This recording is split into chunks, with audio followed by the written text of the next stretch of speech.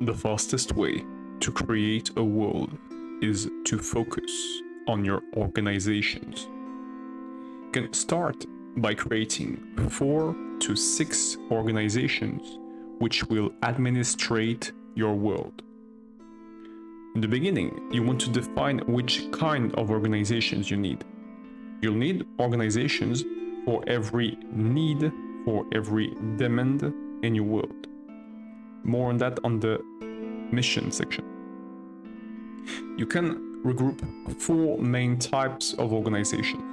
The organizations which missions will be to build webs, and that includes organizations which are in charge of energy and transportation, organizations which are in charge of creating entertainment, organizations which are in charge of creating health services, and organizations which are in charge of building.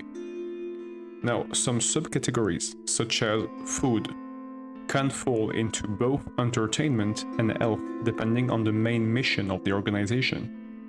When it comes to building, the building and the web organizations also can be meant to collaborate or be one singular organization which has hybrid missions. Now, the type of mission you want to give your organization will solely depend on the demand in the area and in the population in which the organization has been built in, or which tries to build her own influence. There are multiple subcategories of organization, and all will fit these 4 types of group.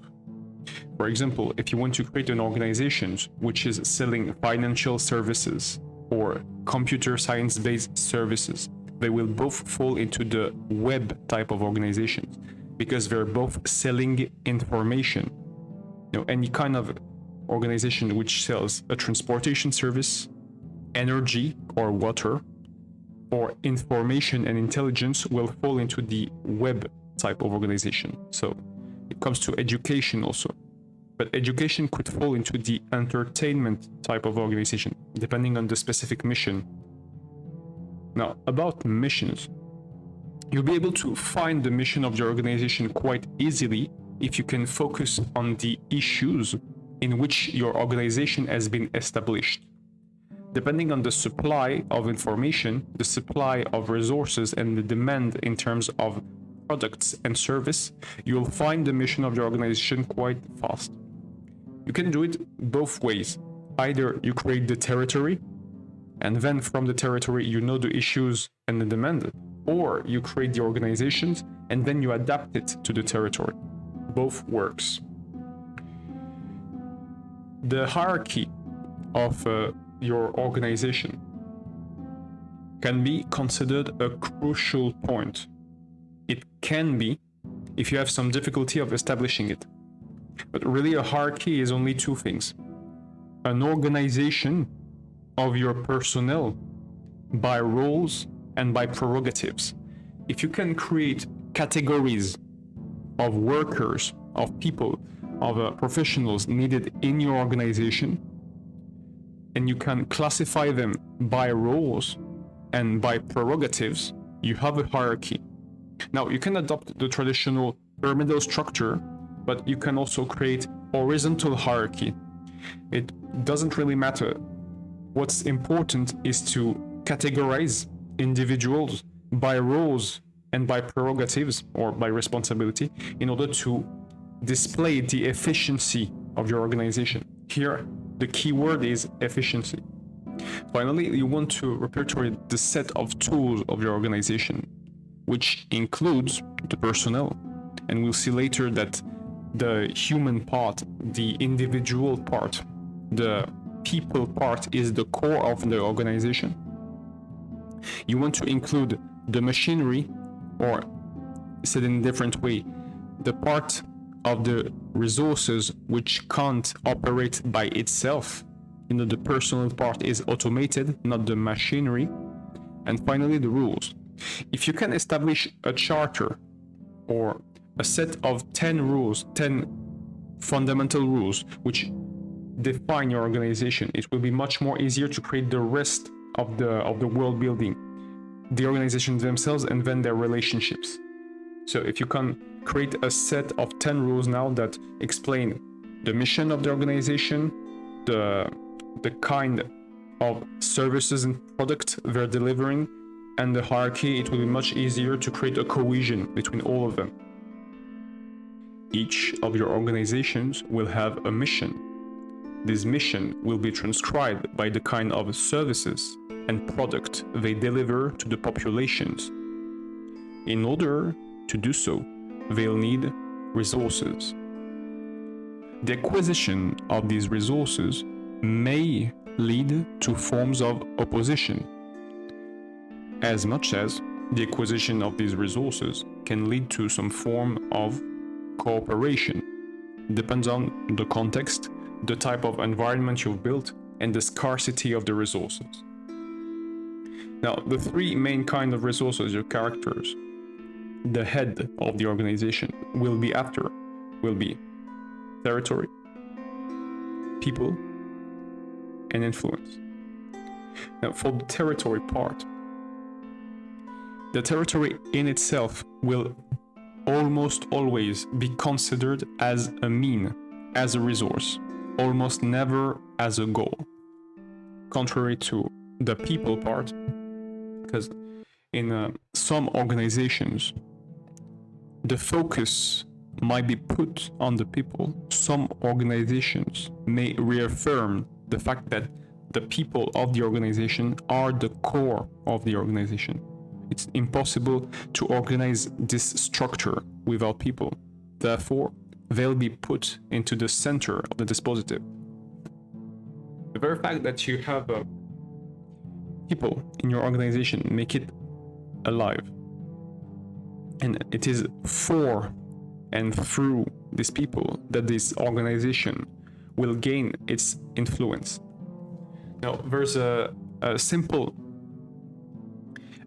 schema, a simple procedure through which all organizations get to be created, get to develop themselves, and then get to grow.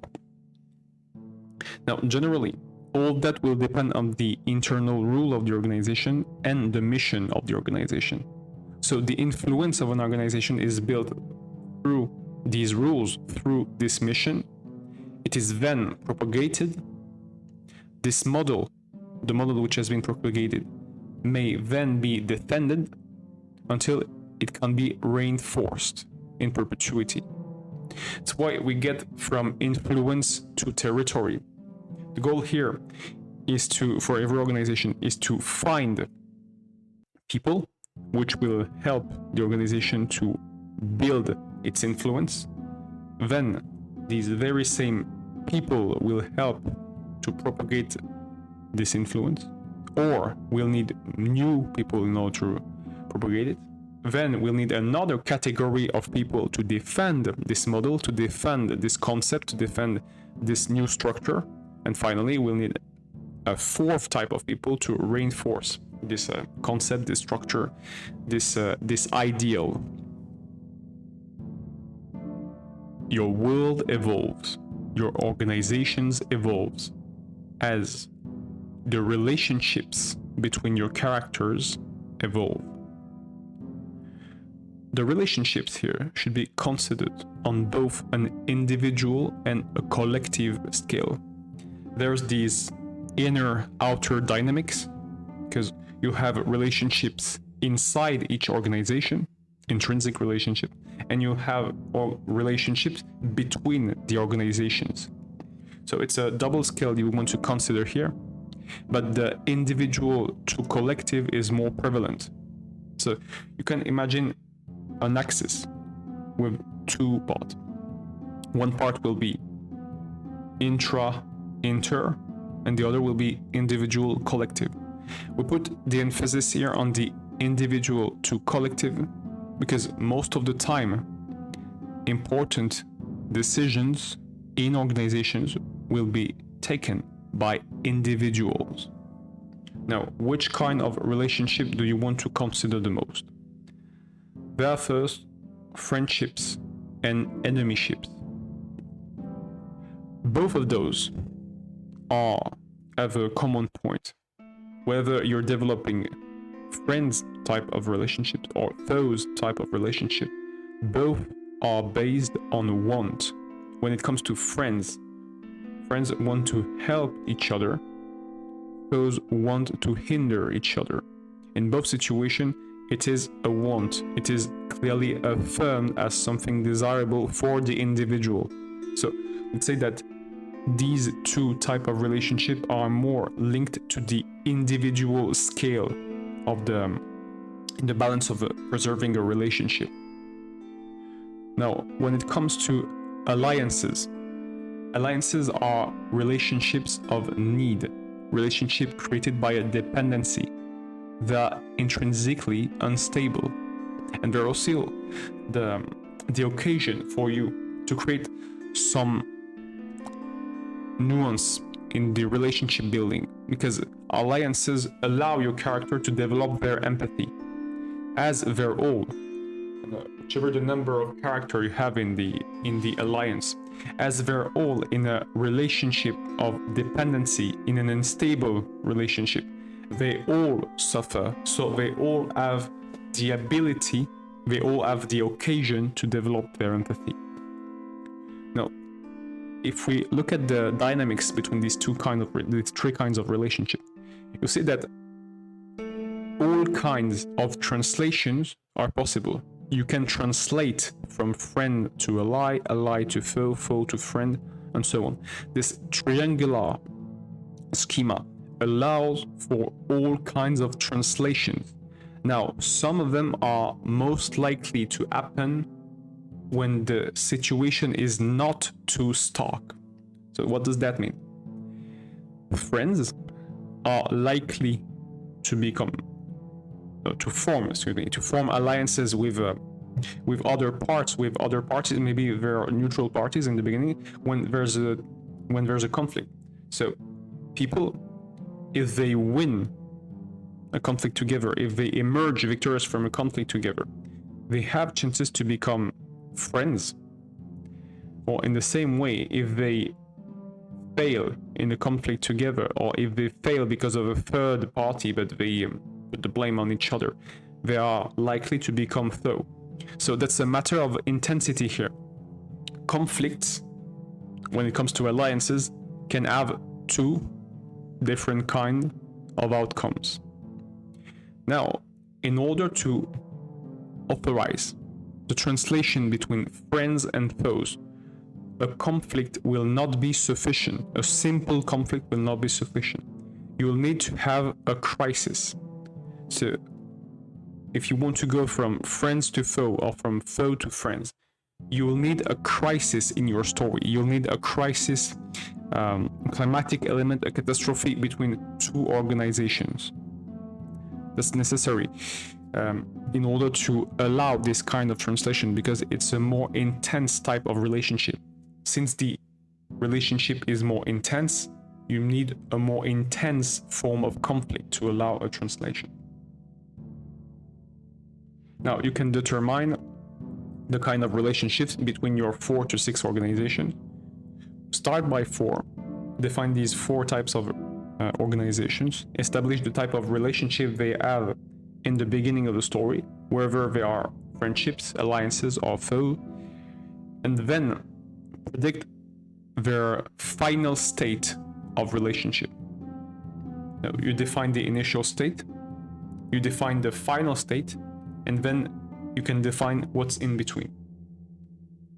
Your main characters will be part of an organization, or they will directly interact with it.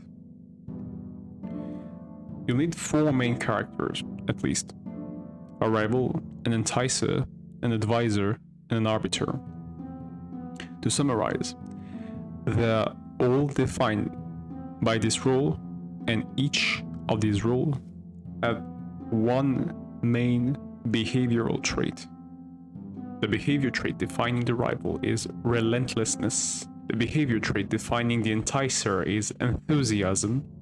The behavior trait defining the advisor is empathy. And the arbiter's defining trait is equity. each of these character traits will help you to find their goals. Again, you want to think on both an individual and a collective scale. So these goals will be translated, will be displayed by your character on an individual scale, in their individual achievement, but also in the achievement they perform for the group, for their group, for the certain settlement, certain population, and also for their organizations if they work for one, or if they are a part of one.